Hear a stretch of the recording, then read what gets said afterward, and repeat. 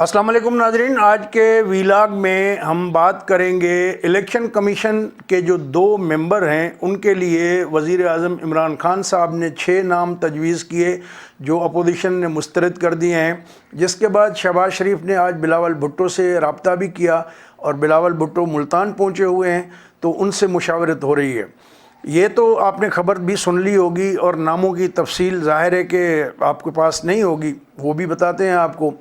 और जो सबसे बड़ी इम्पॉर्टेंट ख़बर है वो ये है कि जो चेयरमैन नेब हैं वो भी 8 अक्टूबर को उनकी मुद्दत पूरी हो रही है इस साल, और उसके लिए भी मुशावरत का अमल शुरू हो चुका है। आपको जैसा कि इल्म है कि सदर ममलिकत जो है चेयरमैन नेब अपॉइंट करते हैं कौमी असम्बली के लीडर ऑफ द हाउस और लीडर ऑफ द अपोजिशन की मुशावरत से। और जो ट्रेडिशन रही है कि जो अपोजिशन लीडर होते हैं तो अपोजिशन की तमाम जमातों को एतमाद में लेते हैं, उनसे नाम मांगते हैं और मुशावरत करके आगे मामले को चलाया जाता है। जब लास्ट टाइम 2017 में मौजूदा जो चेयरमैन नेब हैं जस्टिस रिटायर्ड जावेद इकबाल साहब को लगाया गया था तो उस वक्त खुर्शीद शाह अपोजिशन के लीडर थे और शाहिद खाकान अब्बासी साहब वज़ीर आज़म थे, और शाहिद खाकान अब्बासी और खुर्शीद शाह दोनों उसके फिर शिकार बने बाद में, और उन पे करप्शन के केसेस हुए। 2 साल से खुर्शीद शाह जेल में, शाहिद खाकान भी जेल में गए, मुख्तलिफ मुकदमात को वो सामना भी कर रहे हैं। तो उस वक्त ये कहा गया था कि जस्टिस जावेद इकबाल ने कि मैं पेशगी आपको इस्तीफ़ा लिख के देता हूँ, मुझ पे ट्रस्ट करें, मैं कोई गलत काम नहीं करूँगा, आप लोगों को तंग नहीं करूँगा। इस तरह की अंडरस्टैंडिंग भी हुई थी। फिर बाद में हम देखते हैं कि तैयबा गुल नामी एक ख़ातून थी जो खुद इंक्वायरी भुगत रही थी, फिर उनसे प्राइवेट प्लेसेस पे मीटिंग हुई, उनके साथ ऑब्जेक्शनेबल जो है वो वीडियोज़ सामने आई, और फिर मामला जो है सुप्रीम जुडिशल काउंसिल में गया कि भाई इनको हटाने का तरीक़ाकार क्या है। नेब का जो कानून है उसमें नेब के चेयरमैन को हटाने का तरीक़ाकार ही मौजूद नहीं है, और ये मामला उठा भी था सुप्रीम कोर्ट में जो रेफरेंस भेजा है, और उस रेफरेंस में ये है कि जी इनको हटाया जाए इस ओहदे से। तो जुलाई में इसकी समाअत भी हुई, अब सितंबर में अब होने वाली है एक इस सिलसिले में समाअत, तो तरीक़ाकार उसका मौजूद नहीं था, लेकिन वो 8 अक्टूबर को वैसे ही उनकी मुद्दत पूरी हो रही है। तो अपोजिशन वाले यही कहते हैं कि गवर्नमेंट के लोगों ने उस वीडियो की बेस पे इनको ब्लैकमेल किया नेब चेयरमैन को, तो लिहाजा वो सिर्फ अपोजिशन के ख़िलाफ़ केसेस उठाते रहे हैं। तो अब देखते हैं कि नया चेयरमैन कौन आएगा, और चेयरमैन नेब ज़ाहिर है कि इस वक्त पीपल्स पार्टी के लोग जरदारी साहब और ये सारे फरियाल तालपुर और दीगर लोग जो है वो एहतसाब कोर्ट के धक्के खा रहे हैं, उन पे भी मुकदमात हैं, और शहबाज शरीफ, हमज़ा शहबाज और उनके पास भी ऊपर मुकदमात हैं, मरियम नवाज़, नवाज़ शरीफ तो हैं ही। तो ऐसे में ऐसे कौन से बंदे पे कंसेंसस होगा कि नया जो चेयरमैन नेब आएगा तो वो आके इनको थोड़ा हाथ होला भी रखे और ये मामलात भी चलाए। तो एक तो वो बड़ा इम्पॉर्टेंट इशू है, और दूसरा जो 2 इलेक्शन कमीशन के मेंबरान हैं, एक पंजाब से हैं और एक केपी से, वो दोनों 25 जुलाई से ये पोजीशंस खाली पड़ी हुई हैं। अब कानून ये कहता है कि जब ओहदा खाली हो तो 45 दिन के अंदर आपको ये भरने होते हैं। आज की अगर हम बात करें हफ्ता जो है 4 सितंबर, तो 41 रोज़ तो ऑलमोस्ट हो चुके हैं, बाकी 4 रोज़ हैं, बुध को इसकी मुद्दत पूरी होने वाली है। तो अब जाके जो है इनको लाले पड़े हैं कि हम फौरी तौर पे इसको करें, और इमरान खान साहब ने जो नाम तजवीज़ किए थे वो तो अपोजिशन वाले मुस्तरद कर चुके हैं। तो इमरान खान साहब ने जो 3 नाम तजवीज़ किए पंजाब के लिए, उनमें एहसन महबूब साबिक पुलिस अफसर हैं, और राजा आमिर खान एडवोकेट हैं सुप्रीम कोर्ट के, और डॉक्टर सैयद परवेज़ अब्बास ये भी रिटायर्ड ब्यूरोक्रेट हैं। और जो केपी के से 3 नाम उन्होंने सजेस्ट किए थे उनमें जस्टिस रिटायर्ड इकरामुल्लाह खान हैं और फरीदुल्लाह खान हैं, ये साबिक ब्यूरोक्रेट हैं, मुजम्मिल खान एडवोकेट। इन दोनों सूबों के लिए 6 जो नाम आए थे वो अपोजिशन ने मुस्तरद कर दिए।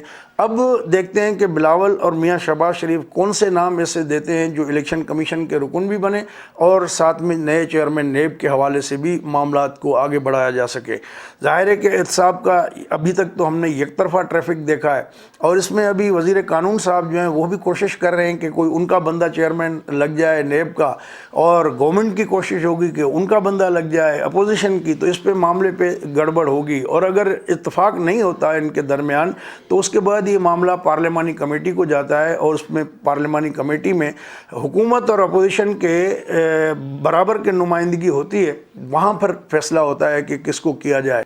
تو اس وقت جو ہے سندھ سے وہ نثار احمد درانی ہیں اور بلوچستان سے شاہ محمد جتوئی ہیں، تو یہ وہاں پر الیکشن کمیشن کے ممبر ہیں۔ اس وقت جو الیکشن کمیشن کے چیئرمین ہیں سلطان سکندر راجہ، یہ شیخ رشید صاحب اس کے سفارشی تھے، اور جب لگایا ان کو تو پھر بعد میں آپ نے دیکھا کہ بائی الیکشن کے حوالے سے جو فیصلے ہوئے سیالکوٹ کے خاص کر کے، اس پہ عمران خان صاحب تب گئے تھے اور شیخ رشید سے ناراض بھی ہوئے تھے کہ تم کہہ رہے تھے کہ یہ بڑا زبردست بندہ ہے، یہ ہے وہ ہے، اور ابھی وہ جو ہے بندہ اپنی مانتا نہیں ہے۔ تو اب الیکشن کمیشن کی جو تشکیل نو ہوگی تو یہی کمیشن جو ہے آئندہ انتخابات کرائے گا، بلدیاتی انتخابات بھی ہونے ہیں، ان کی نگرانی بھی انہوں نے کرنی ہے، اور بڑے کروشل ڈیسیشنز لینے ہیں جب یہ الیکشن کمیشن مکمل ہوگا۔ اس میں الیکٹرانک ووٹنگ مشین کا بھی معاملہ چل رہا ہے کہ آیا اس کا اپروول الیکشن کمیشن دے گی یا نہیں دے گی، اپوزیشن اس کی مخالفت کر رہی ہے۔ تو جو آئندہ کا الیکشن کے حوالے سے جو بھی پلان ہے گورنمنٹ کے، اپوزیشن کے بقول کے حکومت جو ہے ای ووٹنگ مشین کے ذریعے جو ہے وہ آئندہ الیکشن چرانا چاہتی ہے، تو اور وہ اس کو ماننے کے لیے تیار نہیں ہے۔ تو ایسے میں جو بھی فیصلہ الیکشن کمیشن کرے گا ڈیفینیٹلی اس کی ایک امپورٹنس ہوگی، اور فیوچر الیکشن سارا اس پہ ڈیپینڈ کرے گا۔ تو یہ جو الیکشن کمیشن کی فارمیشن ہے اس اسٹیج پہ، یہ بڑی کروشل ہے، بہت امپورٹنٹ ہے۔ تو اب دیکھیں کہ اس میں آیا کنسنسس ہو پاتا ہے یا معاملہ جو ہے وہ پارلیمانی کمیٹی کو چلا جائے گا، اور وہاں سے پھر جو ہے کوئی اتفاق سے یہ معاملات جو ہے وہ آگے بڑھیں گے۔ تو بہرحال وہ دونوں مشکل معاملات لگتے ہیں۔ تو حکومت کی یقیناً یہی کوشش ہوگی کہ ان کا بندہ آئے، اور اپوزیشن بھی ظاہر ہے کہ آئندہ کے 5 سال جو ہے وہ گروی رکھنا جو ہے اس کے مترادف ہے۔ تو ایسا کوئی آنیسٹ بندہ ڈھونڈنے کی کوشش کی جائے گی جو پریشر میں بھی نہ آئے، کیونکہ یہ کانسٹیٹیوشنل پوسٹ ہے، 5 سال کی ان کی مدت ہوتی ہے۔ پہلے کیا ہوتا تھا کہ بیچ میں نکل جاتے تھے، لیکن اب جو 22ویں آئینی ترمیم آئی تھی اس میں ان کی مدت کو بھی سیکیور کیا گیا، اور پلس پہلے ریٹائرڈ جج لگتے تھے، اب بیوروکریٹ بھی لگ سکتے ہیں۔ تو یہ ایک نیا ایکسپیرینس ہے۔ تو ابھی دیکھتے ہیں کہ کس طرح یہ پریشر جو ہے وہ فیس کرتے ہیں، اور کس طرح انتخابات کو آزادانہ طور پہ یقینی بنایا جا سکتا ہے۔ تو یہ تھی انفارمیشن جو ہم نے کہا کہ آپ سے شیئر کریں، اور آخر میں جاتے جاتے آپ کو بتائیں کہ جو D G I S I ہیں وہ کابل پہنچ گئے ہیں وفد کے ہمراہ، وہاں سیرینا ہوٹل میں ان سے بات چیت بھی ہوئی۔ تو کسی نے ان سے پوچھا کہ آپ طالبان سے ملنے آئے ہیں، تو انہوں نے کہا کہ نہیں، میں اپنے سفیر سے ملنے آیا ہوں۔ تو یہ اب عجیب بات ہے کہ وہ سفیر سے ملنے کے لیے کابل گئے ہیں یا کسی اور ایجنڈا پہ ہیں۔ تو جو پاکستان پہ انگلی بھی اٹھائی جا رہی ہے، تو میرے خیال میں کہ مداخلت کے حوالے سے تو اس طرح کے معاملے کو اس کی تشہیر کرنا دورے کی، اس سے بھی لگتا ہے کہ کوئی جان بوجھ کے اس طرح کیا گیا ہے، نہیں تو نارملی اس طرح کی جو وزٹس ہوتی ہیں ان کو ایسے اس کی تشہیر ہوتی نہیں ہے۔ تو ابھی برٹش فارن منسٹر بھی پاکستان میں آئے ہوئے تھے، آرمی چیف سے بھی ملے، اور شاہ محمود قریشی صاحب سے بھی بات ہوئی ان کی۔